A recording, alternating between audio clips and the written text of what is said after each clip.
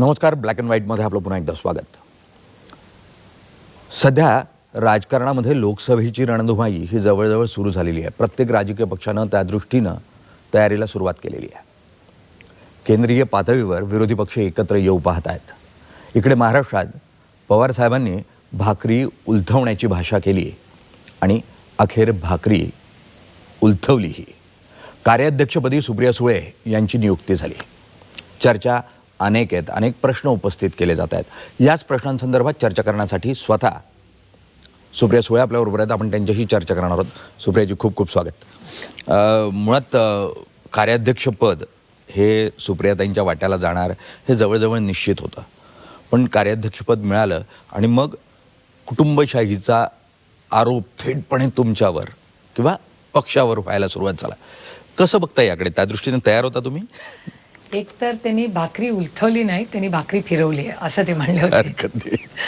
आणि दुसरं घराणेशाही, कुटुंबशाही नाही, घराणेशाही अजून इंटिमिडेटिंग वाटतं. खरं घराणेशाही बद्दल माझं मत आहे की हो, मी घराणेशाहीचाच प्रोडक्ट आहे आणि त्याचा मला सार्थ अभिमान आहे. ज्या घरात माझा जन्म झाला आणि प्रतिभा आणि शरद पवारांची मुलगी आहे याचा मला सार्थ अभिमान आहे. आणि आरोप करणाऱ्यांनी जरूर करावे, त्याच्यात काहीच चूक नाही आणि काही गैरी नाही असं मला वाटतं. आणि घराणेशाहीमध्ये काम करत असताना first foot in the door म्हणजे जे पहिलं पाऊल असतं, अर्थातच ह्याला दोन भाग आहेत घराणेशाहीला. एक तर की पहिल्यांदा तुम्ही येता तेव्हा इन्स्टंट ग्लोरिफिकेशन, की लोक पटकन तुम्हाला ॲक्सेप्ट करतात वगैरे वगैरे वगैरे.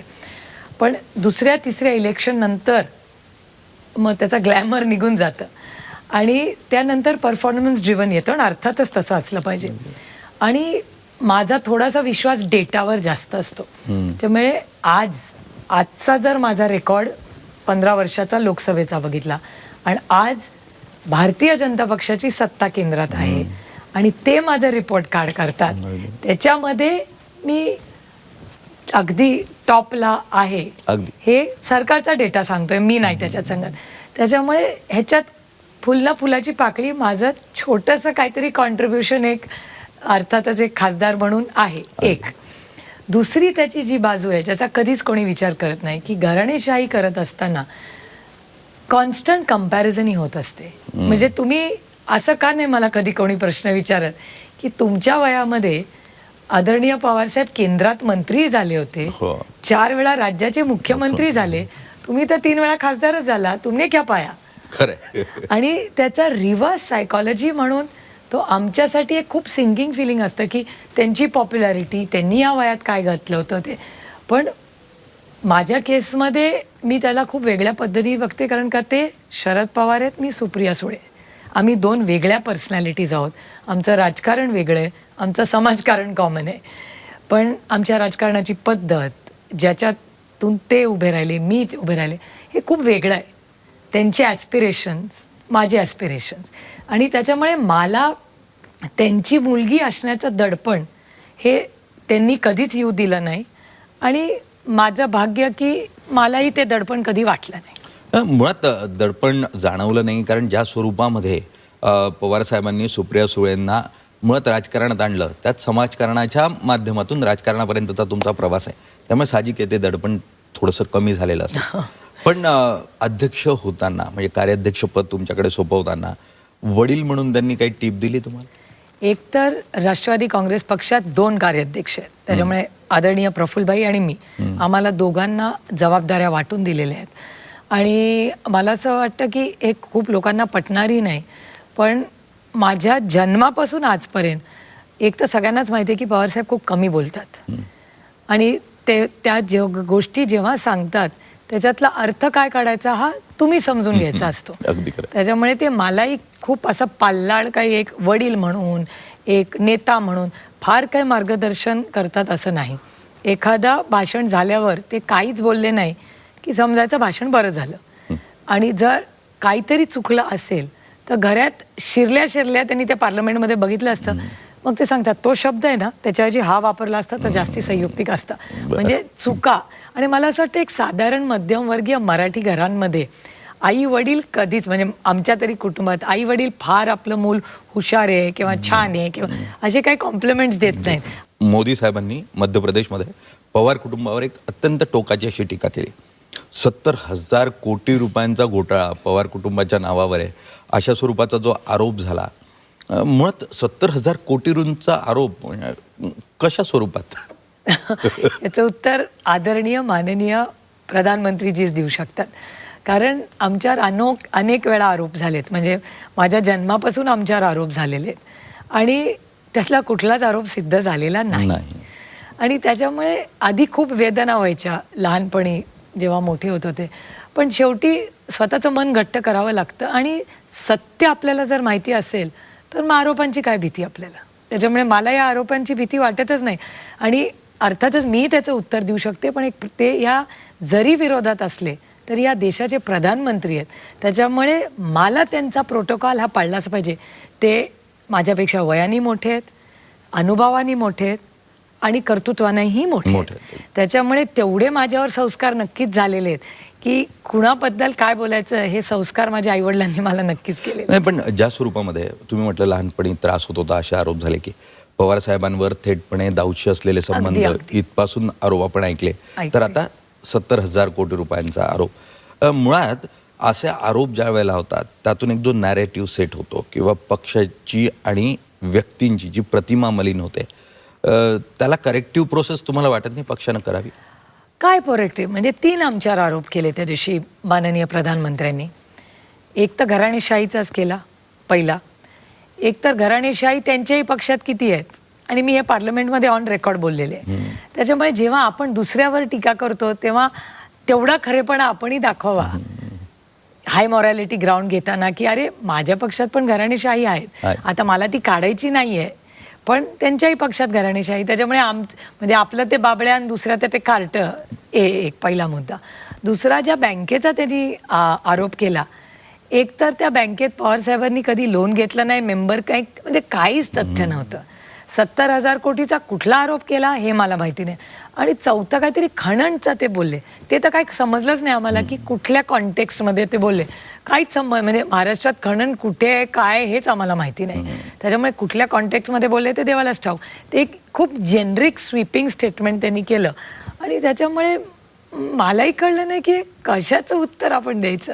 की म्हणजे आरोपच इतके म्हणजे मी हास्यास्पद म्हणणार नाही कारण की शेवटी या देशाच्या प्रधानमंत्र्यांनी केलेत, पण ते काय मला फारसे सिरियस वाटले नाहीत. मुळात आरोप होतात त्यात सिरियसनेस असतो की नाही, त्या निवडणुकांच्या अगोदर असे आरोप होतात. पण मधल्या काळामध्ये आरोप, मग अजितदादा पण, मग अजितदादा असतील, आता परत पवार साहेबांवरचे आरोप. पवार कुटुंब हे विरोधकांच्या एवढ्या आवडीचं काय आहे? कारण का 2 गोष्टी आहेत त्याला, की एक तर पवारांवर टीका केली तर बातमी होते, हे एक नक्कीच. आणि आंब्याच्या झाडाला दगड मारतात ना बाबळीला थोडी. त्याच्यामुळे कधी कधी आपण ते कॉम्प्लिमेंट म्हणून घ्यावं की लोक आपल्याबद्दल रोज जेव्हा विचार करतात, बोलतात, टीका करतात, याचा अर्थ आपलं नाणं हे मार्केटमध्ये चालतंय. मुळात नाणं चालतंय, तुम्हाला संधी पण मिळालेली आहे. पण प्रश्न असा तयार झाला की मग अजितदादांचं काय? अजितदादांनी परवा एक गुगली टाकला आणि प्रदेशाचं अध्यक्ष त्यांच्याकडे यावं असं त्यांनी मागणी केली. तुम्ही कसं बघता या मागणीकडे? त्याच्यात गैर काय? एका लोकशाहीमधल्या पक्षामध्ये जर एखादा वरिष्ठ नेता एखादी गोष्ट मन मोकळेपणे व्यासपीठावर मांडतो, हीच तर लोकशाही आहे ना. त्याच्यामुळे मी अशा गोष्टींचं स्वागतच करते. दादा बोलले, त्याच्यानंतर माननीय भुजबळ साहेब बोलले, त्याच्यात गैर काय? म्हणजे मलाही आश्चर्य वाटतं की लोकांना एवढं मोठं का ते असं वाटतं. एखाद्या संघटनेची जबाबदारी मागणं त्याच्यात गैर काय एकतर, आणि मी कार्याध्यक्ष होणं आणि दादा इथे काम करणं ह्याच्यात म्हणजे ह्याचा इश्यू कसा होऊ शकतो? कारण दादाचा आणि माझा रोल हा सातत्याने क्लिअर आहे की मी केंद्रातलं सगळं बघते आणि दादा राज्यात बघतात. त्याच्यामुळे मला असं वाटत नाही, मला असं वाटतं की लोकांच्या मनात काहीतरी सातत्याने काहीतरी एक्साइटमेंट ठेवण्यासाठी या गोष्टी होत राहतात. नाही, पण महाराष्ट्र म्हटलं की राष्ट्रवादी काँग्रेसचा शेवटी व्याप जो आहे तो महाराष्ट्र पातळीवरचा आहे. तो काय राष्ट्रीय पातळीवर खूप विस्तारलेला आहे असं नाहीये, किंवा अगदी निवडणूक आयोगानं दिलेल्या नवीन संकल्पनेनुसारही ती राज्याचा पक्ष उरलाय तो आता. करेक्ट. मग या परिस्थितीत जर अजित पवार राज्याचे प्रमुख होणार असतील तर त्यांच्याच हाती सर्व काही नियंत्रित होईल अशा स्वरूपाचं जे विश्लेषण होता त्याकडे तुम्ही कसं बघता? मी असा विचारच करत नाही. मी राजकारणामध्ये काही हातात ठेवण्यासाठी आलेच नाही. माझ्यासाठी पॉवर, सत्ता ही एक टूल आहे, एक साधन आहे लोकांच्या आयुष्यात एक चांगला बदल घडवण्यासाठी. आणि आपण निर्णय प्रक्रियेत असणंच, निर्णय प्रक्रियेत अनेक पद्धतीने तुम्ही असू शकता. आणि तुम्ही असं का नाही कधी विचार करत की दादा आणि मी, आमचे काम करायची पद्धत, आमची ॲस्पिरेशन्स, आमची स्वप्न ही वेगळी आहेत. त्याच्यामुळे आम्ही दोघं एकामेकाला किती सुंदर पद्धतीने कॉम्प्लिमेंट करतो. म्हणजे दादाचे स्ट्रेंथ्स, दादाचे विकनेसेस, माझे स्ट्रेंथ्स, माझे विकनेसेस. ॲक्च्युली आम्ही दोघंही एक केलं की एक आदरणीय पवारसाहेब होतात. ताई, यातलाच एक प्रश्न. गेले 15-20 वर्ष तुम्ही राजकारणात पाऊल ठेवलं तेव्हापासून म्हणजे दादा आणि तुमच्यात एक कॉम्पिटिशन आहे अशा स्वरूपाचं चित्र तयार झालं. मुळात ही कॉम्पिटिशन ठेवली जाते आणि त्यातून मग पक्षातले दोन विचारांचे लोक एकत्र ठेवण्याचाही प्रयत्न केला जातो. अच्छा. अशी स्ट्रॅटेजी म्हणून त्याच्याकडे बघितलं जातं. तुम्ही कसं बघता? मी तुम्हाला खरं सांगू, या गोष्टींचा मी इतका विचारच करत नाही. बरं. कारण का मी वास्तवतेत जगते. आणि राष्ट्रवादी काँग्रेस पक्ष म्हणजे मी आणि दादा नाही आहे, लाखो हजारो सहकारी, कार्यकर्ते, पदाधिकारी, नेते, त्यांच्या रक्तानी, त्यांच्या कष्टानी, त्यांच्या प्रेमानी हा पक्ष बांधला गेलाय. ती काय दादाची आणि माझी मक्तेदारी नाही. आणि न दादाला असं वाटतं ना मला असं वाटतं. त्याच्यामुळे आम्ही संघटनेमध्ये आमच्या दोघांचं हा लक्ष नाही आहे, हे लाखो सहकारी कार्यकर्त्यांनी मिळून बांधलेला एक पक्ष आहे ज्याचं एक विजन आहे.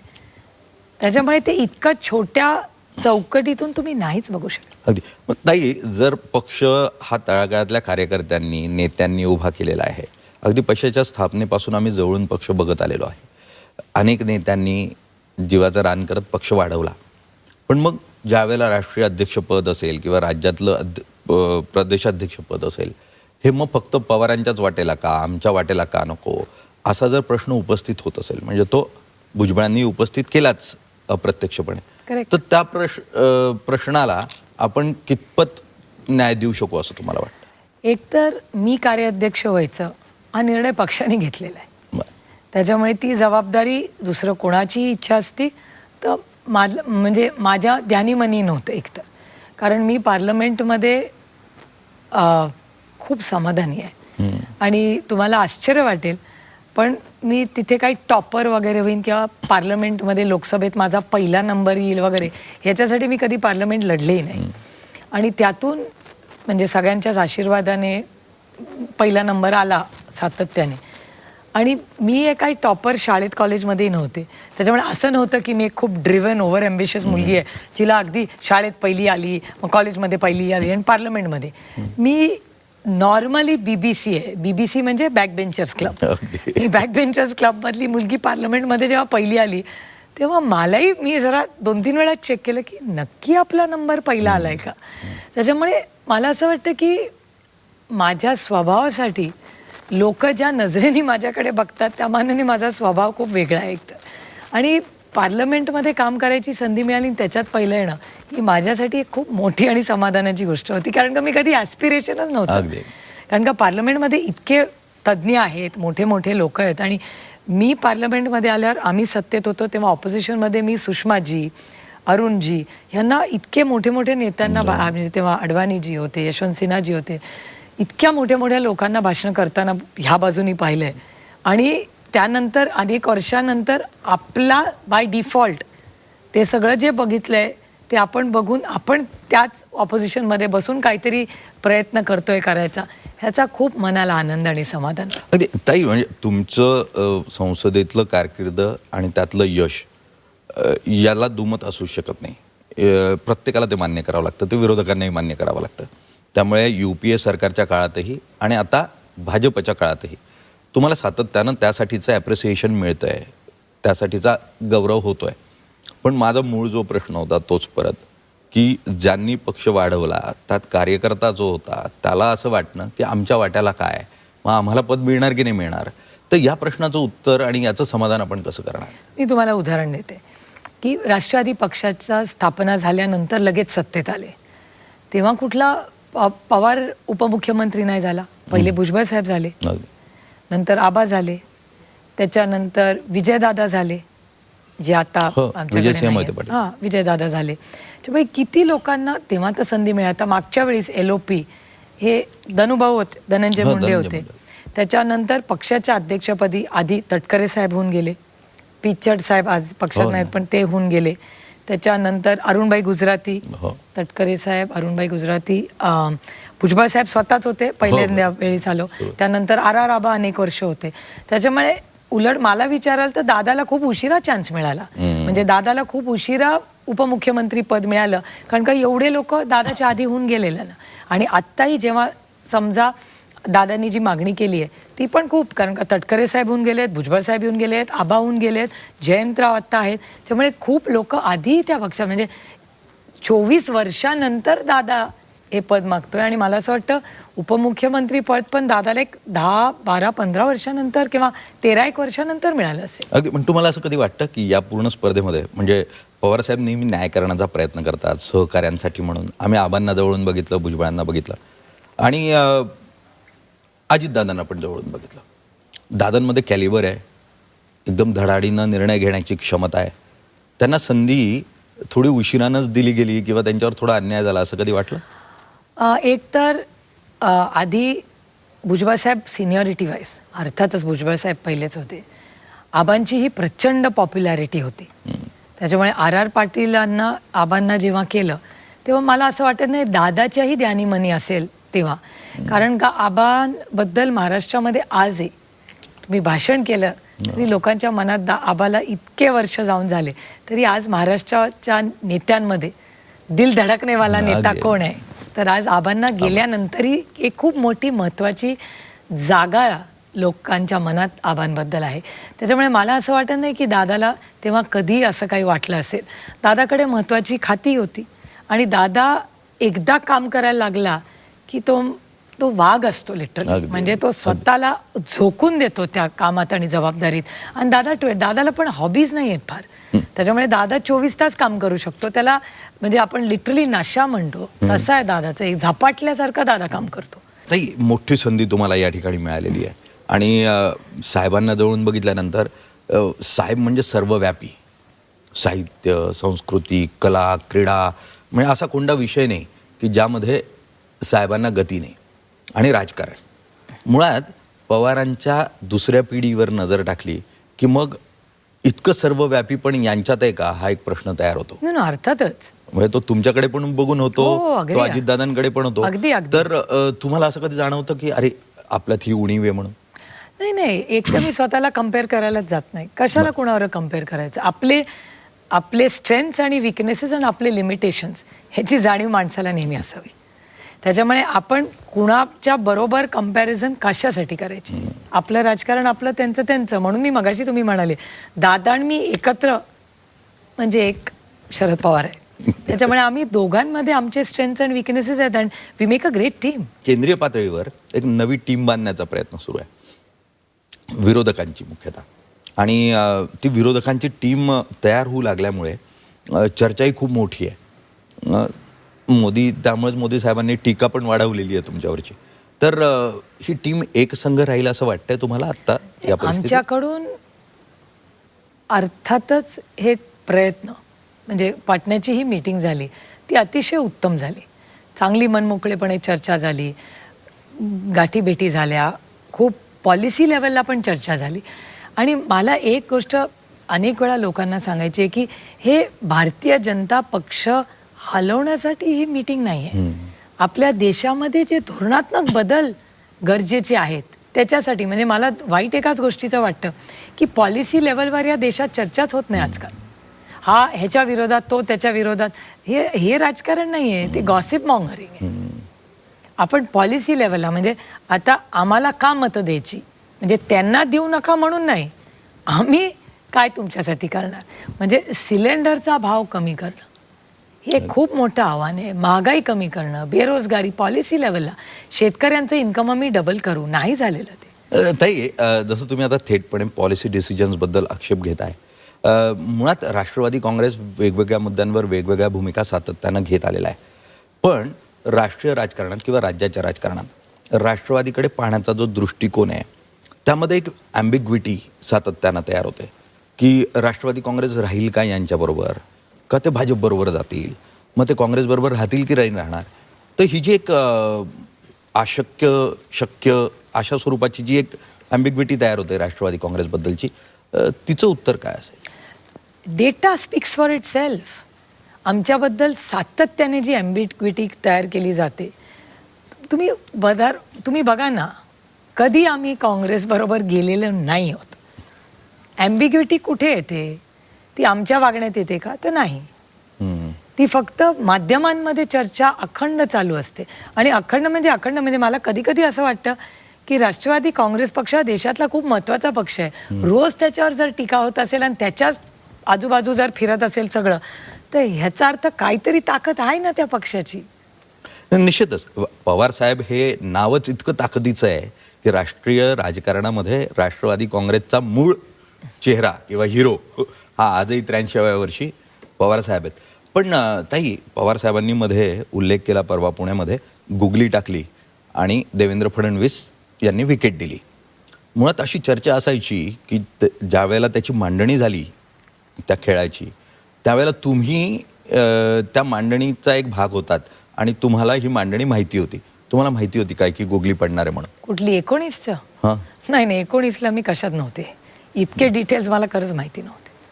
मग शपथविधी जो झाला सकाळचा त्याची माहिती तुम्हाला नव्हती? नाही मला नव्हती. पहाटेचा शपथविधीची बातमी मला सदानंद सोळेंनी दिली. मी झोपले होते. नाही, कारण त्यावेळेलाही चर्चा झाली मोठ्या प्रमाणावर की पवारसाहेब लूपमध्ये होते. पवारसाहेबांनी अनेक महामंडळांपासून अनेक विषयांवर चर्चा केली होती आणि त्यामुळे सुप्रियाताई पण अजितदादांशी संपर्कात होत्या. अशा स्वरूपाची चर्चा सातत्यानं झाली. मी एकतर भाऊ म्हणून आणि नेता म्हणून ही दादाच्या अर्थातच मी माझ्या सगळ्याच भावांच्या आणि बहिणींच्या संपर्कात असते. त्याच्यामुळे दादा काही वेगळा असा मी म्हणणार नाही की हो दादाच्या संपर्कात असते.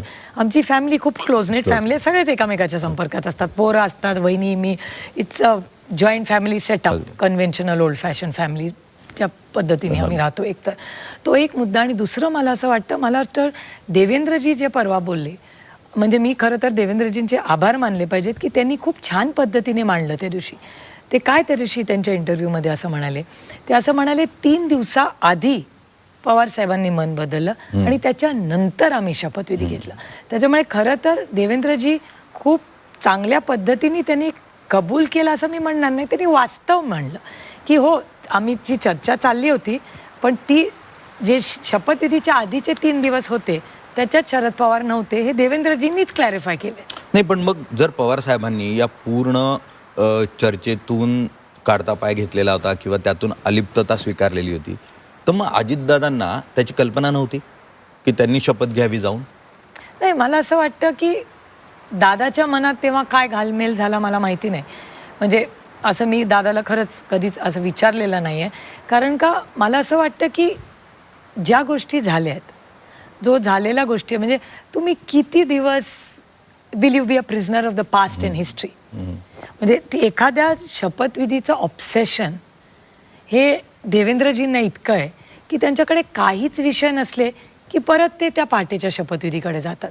मला आज विचाराल तर आजच्या राजकारणाला, समाजकारणाच्या समोर, महागाईच्या समोर, आज ज्या पद्धतीने महिलांवर अत्याचार होत आहे, कोयता गँग होते, दुबार पेरणी करलाय, ह्या कुठल्या 5-6 विषयांचा आणि त्या पहाटेच्या शपथविधीचा संबंध आहे? Point number 1. पॉईंट नंबर 2, तुम्हाला शपथच घ्यायची होती ना. तर शपथ घेतल्यानंतर आज तुम्ही उपमुख्यमंत्री आहात, तेव्हा मुख्यमंत्री होते, कदाचित थोडंसं त्यांना कदाचित वाईट वाटत असेल किंवा त्यांना कदाचित देवेंद्रजींना कदाचित वाटत असेल की त्यांच्यावर अन्याय झाला की ते मुख्यमंत्री झाले, त्याच्याऐवजी त्यांना उपमुख्यमंत्री होईल असं. आणि माणूस आहे, साहजिक आहे वाईट वाटणं, त्याच्यात काही गैर नाही देवेंद्रजींचं. तर ह्या पार्श्वभूमी आणि या बॅकग्राऊंडमध्ये जेव्हा आपण सत्तेत आहोत, एवढी कामं आहेत, तरी तुम्ही पास्टमध्ये राहता, ह्याचा अर्थ कुठेतरी देवेंद्रजींना आपण मुख्यमंत्री तेव्हा झालो आणि आता उपमुख्यमंत्री झालो, त्याचं कदाचित दुःख असू शकतं आणि ते असणं काही गैर नाही. चला मुख्यमंत्री पदाचा विषय निघालाय म्हणून विचारतो की तुम्ही कार्याध्यक्ष तर झाल्या पक्षाच्या राष्ट्रीय पातळीवर. महाराष्ट्राची पहिली महिला मुख्यमंत्री होण्याचा मान जर तुमच्या वाटेला आला तर तुम्ही पसंत कराल? मी तुम्हाला एक गोष्ट ही मी अनेक वेळा ह्याचं खूप सविस्तर उत्तर दिलेलं आहे आणि हे खरंच माझं मत आहे आणि हे माझं प्रांजळ मत आहे की एक तर मुख्यमंत्रीला जेंडर नसतो, पुरुष न महिला. एक दुसरं की मुख्यमंत्र्याचं जे पद आहे आणि त्यातून महाराष्ट्राच्या ते अशाच व्यक्तीला असावं जो कैलासवासी यशवंतराव चव्हाणांचे विचार त्या पद्धतीने, कारण ही खूप मोठी लेगसी आहे महाराष्ट्राचा मुख्यमंत्री होणं. ते हलकेमध्ये ते नुसतं पद नाही आहे, ती खूप मोठी जबाबदारी आहे आणि त्या व्यक्तीवरच ती जबाबदारी पडावी, महिला किंवा पुरुष, जो ती लेगसी त्या पद्धतीने महाराष्ट्राची आन बान आणि शान ही पुढे नेईल. उद्या जर पक्षाला वाटलं की तुम्हाला ती संधी द्यावी तर तुम्ही इच्छुक असाल का? मी तुम्हाला सांगू, मी कशाचीच इच्छा ठेवत नाही बाय नेचर. ओके. कारण का जे आपल्या हातातच नसतं त्याचं किशी चर्चा. आणि मी राजकारणात कशासाठी आले ह्याची माझी कम्प्लीट क्लॅरिटी आहे. I am never confused. मी राजकारणात कशासाठी आले, मला असं वाटतं पॉलिसी लेवलला काम करून लोकांच्या आयुष्यात एक चांगला बदल घडवण्यासाठी आले. आणि मूळ जो तुमचा फोकस आहे की खूप अपेक्षा नाहीये राजकारणाकडून, आपण समाजाप्रती राजकारण नाही, आपण राजकारण, मी तुम्हाला मगाशीच म्हणलं तसं, सत्ता काय आहे मला सांगा. सत्ता एक साधन आहे. पॉवर इज अ साधन. पॉवर म्हणजे लालबत्तीच्या गाडीत सिग्नल मोडून जाणं नाही आहे. सिग्नल मोडणं, आणि हा आपल्या देशात हा जो एंटायटलमेंट आहे की म्हणजे अनेक वेळा मलाही कौतुक वाटेल, मी जेव्हा एअरपोर्टला जाते तेव्हा लाईनीत उभी राहा, अरे तुम्ही लाईनीत उभी राहा, का नाही आम्ही लाईनीत उभं राहायचं, त्याच्यात कौतुक करण्यासारखं काय आहे. म्हणजे हा एंटायटलमेंट किंवा फ्युडल सिस्टम की अरे ते कोणीतरी मोठे, मायबाप सरकार नाही, जनता ही मायबाप आहे, सरकार त्यांच्या सेवेसाठी आहे. हे जे उलट आपल्याकडे चाललंय ते कल्चर शिफ्ट झालं पाहिजे. अगदी. आणि हा कल्चरल शिफ्ट मुळात येतो तो कौटुंबिक संस्कारातून. मुळात पवार कुटुंबाचा एक स्वतःचा संस्कार आहे आणि तो संस्कार पुढे घेऊन जाण्याचं काम सुप्रियाताई करताय. साहजिक आहे, राजकारणातला सुसंस्कृतपणा हा पावलोपावली जाणवत राहतो आणि तोच सर्वत्र वाढीला लागो अशी अपेक्षा करूयात. कारण महाराष्ट्राच्या राजकारणात सुसंस्कृतपणा उरला आहे का हा मूळ प्रश्न आहे. त्यामुळे निश्चितच ही अपेक्षा करायला हरकत नाही. ताई, आज तुम्ही वेळ दिलीत त्यासाठी खूप खूप धन्यवाद.